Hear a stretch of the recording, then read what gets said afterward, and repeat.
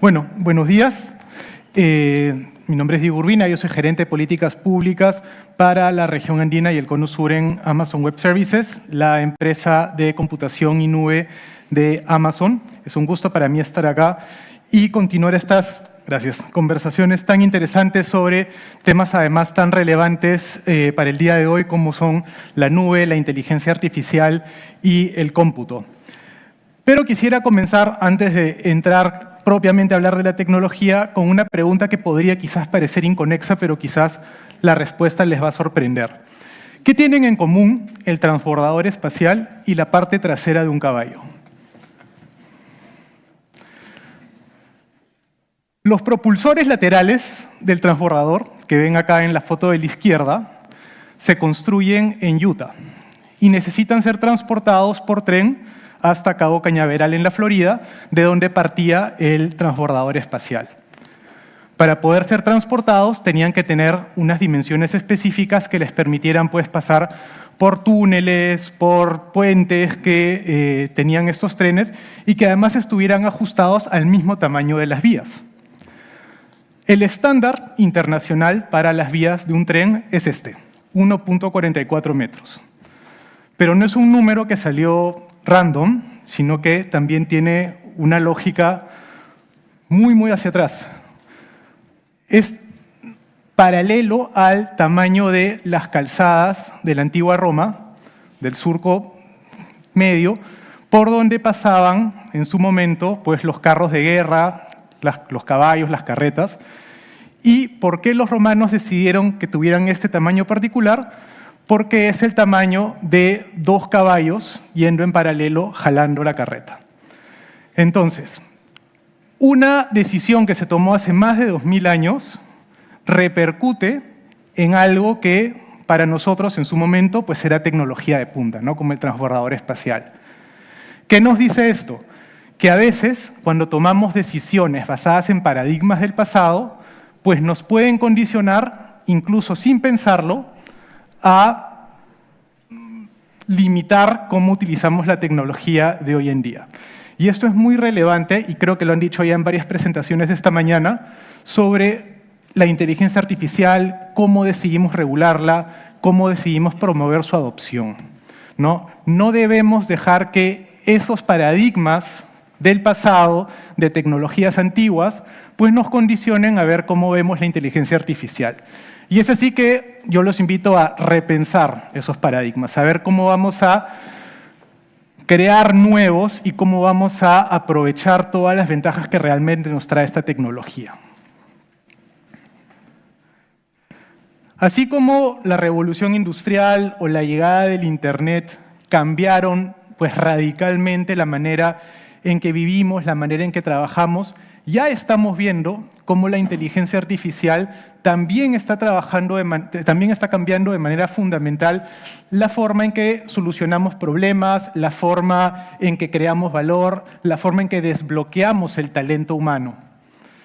En todos los sectores, ¿no? Se dijo también la inteligencia artificial es una tecnología de propósito general, no es algo que está circunscrito al mundo digital. Afecta a todos los sectores, desde la medicina, cómo combatimos el cambio climático, cómo creamos soluciones para mejorar la educación, etc. Entonces, si lo llevamos ya al caso argentino y nos preguntamos, ¿tenemos en el país el potencial para convertirnos en un hub de inteligencia artificial, que es uno de los objetivos que varias veces ha mencionado este gobierno? Pues en mi caso, que cubro varios países de la región, les puedo decir con total seguridad que sí.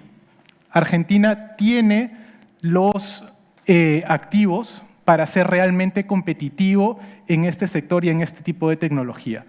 Cuenta con el talento humano, cuenta con una economía del conocimiento muy fuerte en términos relativos comparado con la región, tiene un gobierno que tiene la voluntad de promover y de avanzar con este tipo de tecnología. Y si profundizamos un poquito más en cada uno de estos factores, podemos ver números concretos que nos muestran esa ventaja, ¿no? El talento técnico en el país, según un reporte de Argencon reciente, nos habla de más de 150.000 profesionales en el sector de TI, un sector que ya representa el 6% del PBI nacional. Argentina es uno de los principales exportadores de servicios basados en conocimiento en toda la región. Ahora la pregunta es, si nos queremos convertir en un hub regional de IA, ¿lo vamos a hacer con ese talento o vamos a exportar ese talento para que lo hagan algunos vecinos, ¿no? Ahí tienen que haber reglas de juego claras justamente para que se pueda sacar ventaja de ese talento existente. Lo mismo la economía del conocimiento. Es un sector que ya ha llegado a los 9.700 millones de dólares en exportaciones. No es poco. Eso representa el 53% de todas las exportaciones de servicios del país. Si lo comparamos con otros sectores, ya no solamente hablando de servicios, esto coloca a la economía del conocimiento en el tercer lugar de las exportaciones, solamente luego del sector petrolero, petroquímico y de oleaginosas y cereales. O sea, está muy, muy arriba, hay mucho potencial. Y se dice que si hay las reglas adecuadas para promover este sector, es posible que en la próxima década se lleguen a 30.000 millones de dólares. Estamos creciendo muchísimo. Y el sector público, pues también está teniendo ya sus iniciativas, todavía incipientes, todavía hay necesidad de articularlo mejor, pero ya se ve que, por ejemplo, no sé, la ciudad de Buenos Aires está empezando a implementar en sus chatbots oficiales agentes de conversación, para lo que son llamadas de 911, también soluciones de IA para transcripciones en tiempo real. Ya se están haciendo certificaciones docentes para uso de inteligencia artificial, lo mismo en el gobierno nacional, pues algunas iniciativas para mejorar servicios al ciudadano, para hacer más eficiente, más transparente los sistemas. Desde AWS, nosotros estamos apoyando esas iniciativas con distintos programas. Tenemos una lanzada recientemente que se llama AWS Entrena, que busca dotar de capacidades a 100.000 personas en el país en términos de nube y de inteligencia artificial. Tenemos también AWS Desarrolla, que es una iniciativa para dar créditos de nube a startups, a pequeños emprendedores que quieren empezar a experimentar en nube, pues sin necesidad de tener esos costos iniciales, ¿no? Porque uno de los objetivos nuestros es que la nube democratice el uso de la inteligencia artificial, que los próximos unicornios de la región estén corriendo en nuestra nube.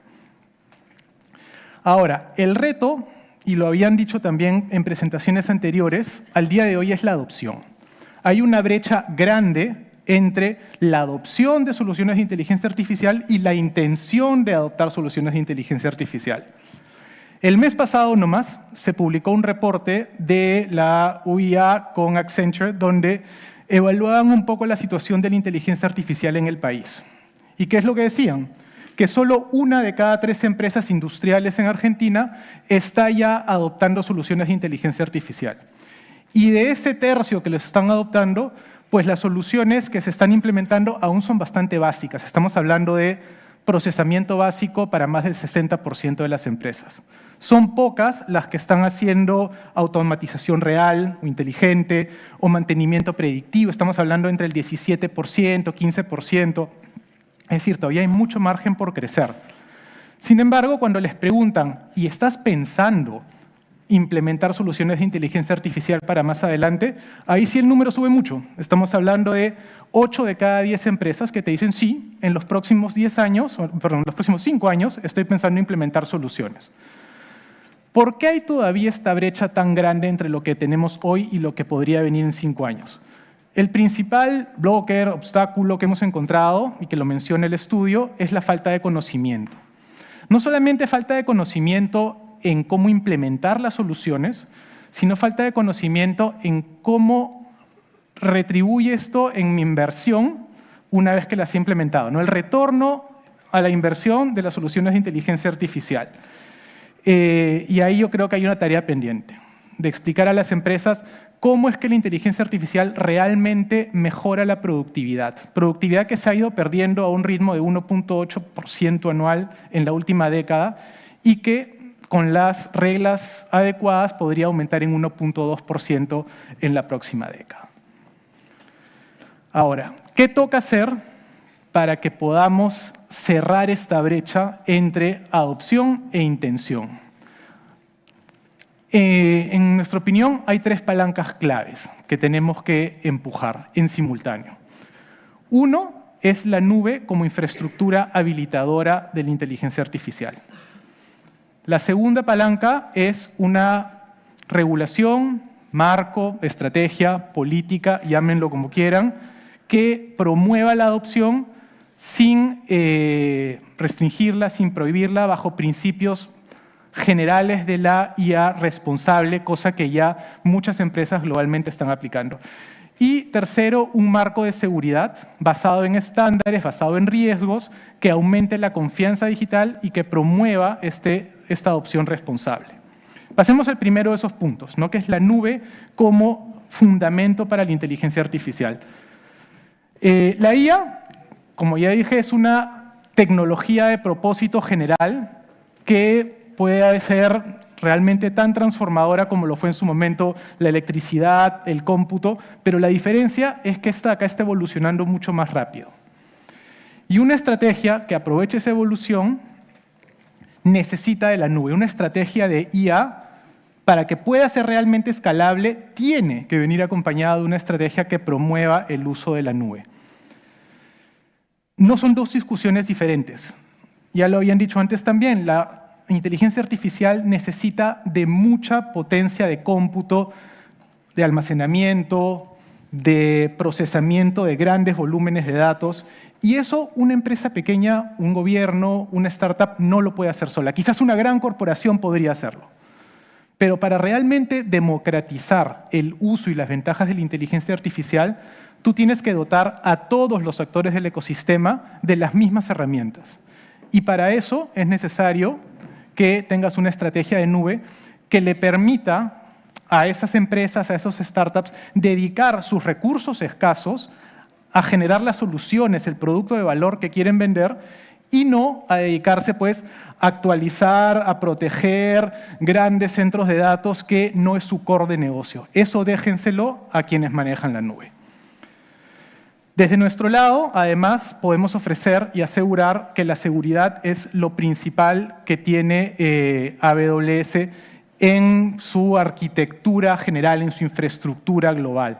Entonces, la nube, además de hacer más asequible la inteligencia artificial a los distintos sectores, también la hace más segura, porque finalmente, al ser nubes de hiperescala con presencia global, nos permite pues, acceder a certificaciones de seguridad, estándares muy altos, monitoreo 24/7, el mismo uso de la inteligencia artificial para prevenir distintas amenazas que quizás una empresa más pequeña, un gobierno o alguien que decide tener soluciones on-premises no podría tener, por lo menos no a la misma escala. La segunda palanca, les decía, era una regulación habilitante, no restrictiva. Y acá hay una paradoja en Argentina. Tenemos un gobierno que ha decidido impulsar una política de no regulación, de promoción, de la adopción, muy alineada con políticas que se ven, por ejemplo, en Estados Unidos o que en algunas otras regiones, como por ejemplo la Unión Europea, que inicialmente era muy restrictiva, ha decidido empezar a retroceder porque se dio cuenta que fue mucho más allá. Pero ¿cuál es la paradoja? Que tenemos un congreso donde hay más de 50 proyectos de inteligencia artificial, 11 de ellos con leyes generales, marco de cómo regular todo el sector, que muchas veces son muy restrictivos. Entonces, es necesario, es el país que más proyectos de inteligencia artificial tiene en toda Latinoamérica, Argentina. Entonces, es necesario buscar ese balance entre la promoción de una inteligencia artificial responsable, pero que sea también promotora de sus ventajas, promotora de su adopción. Y finalmente, porque ya veo que tenemos poco tiempo, elevar la ciberseguridad, ¿no? La inteligencia artificial, y con, yo creo, cierta base, levanta muchos cuestionamientos de ciertos grupos, ¿no? Que puede haber un riesgo por acá, que pueden haber sesgos, que puede haber filtración de datos, etc. Entonces, es necesario tener un marco seguro, basado en riesgos, basado en evidencia y basado en estándares que nos permita elevar la confianza digital de todos los usuarios. Y yo creo que eso es algo que también la nube puede aportar. Por como les decía, el modelo bajo el cual operan las nubes de hiperescala es un modelo de responsabilidad compartida, en la cual el proveedor de nube es responsable de la seguridad de la nube, de la infraestructura, de los datos de los usuarios, de la protección de la infraestructura física, cuando el cliente es el responsable de la seguridad en la nube, es decir, de lo que decide poner. Mantiene siempre el control de sus datos, pero el cliente es finalmente quien decide a quién darle los accesos, a quién darle las llaves, cuándo encriptar la información, si está en reposo, si está en tránsito, etc. Entonces, esa combinación y esos distintos roles es necesario que sean tomados en cuenta al momento también de definir una estrategia o un marco regulatorio de ciberseguridad, porque cada uno pues, tiene justamente un rol distinto y lo que queremos evitar es duplicidad, pero siempre elevando la confianza digital del usuario. Esas tres patas son necesarias: regulación, seguridad y nube, para poder aprovechar realmente las ventajas de la inteligencia artificial. Con eso termino la presentación y bueno, con mucho gusto seguir conversando durante el evento. Gracias.